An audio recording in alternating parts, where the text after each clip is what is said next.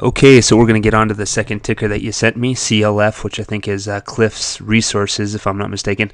But let's take the same approach. We're going to start with the long-term chart and move in from there. So here it is. Cliffs Natural Resources is the stock. So it was incepted in late 1987. It was in a massive uptrend from that time into the 2008 high. It looks as if this was somewhere in a big uptrend. Just because the stock incepted here doesn't mean that we're going to get a nice, beautiful, trendy move from that point. It looks like we were dropped somewhere in the middle of the pattern, probably a third wave advance, fourth wave pullback, and a fifth wave, which marked a major high in 2008. Since then, this stock has obviously been decimated from that point into the 2016 low. It declined with the entire market in 2008 and 2009, was able to recover into the 2011 high, but since then it's just been all downhill up until this year. So it's been a pretty rough go for CLF, but things are looking up, and so I can see why you like this stock. This seems like a very interesting opportunity. It's obviously been really barring higher in recent trades, so I can see what you're looking at. So let's zoom in and take a closer look at things. This is the decline off the 2008 high. The interesting part of this decline is what's happened since 2011. This looks like an ending move. It looks like it could have been completed in January.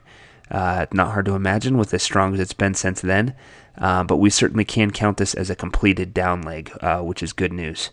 And there's more good news as well. If we zoom in and look at the 2016 advance, this move looks like a trendy move. This looks like it has a ton of potential. So this looks like a great buying opportunity, and we are on board in terms of an Elliott wave outlook. So it does look like it could be nearing the end of this initial up leg, which is kind of the theme across the market right now.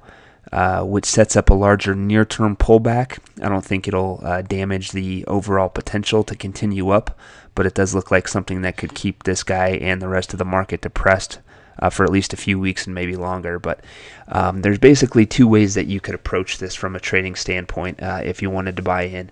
One would be to wait for this up leg to complete, allow it to be corrected by that pullback I'm referring to, and then buy it when the next up leg begins. That would be one approach. The other approach would just be to buy and go along for the ride and see where it takes you, because you never really know how these things will play out. It may decide to continue much higher before that pullback starts, so you may be sitting on your hands if you decide to take that more conservative approach.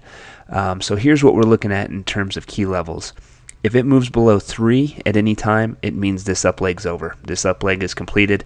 The pullback I was talking about has begun. No guarantees that 3 will ever be broken, but if it is, it's makes it a fact that this up leg has completed. The most important level on this entire chart is 225.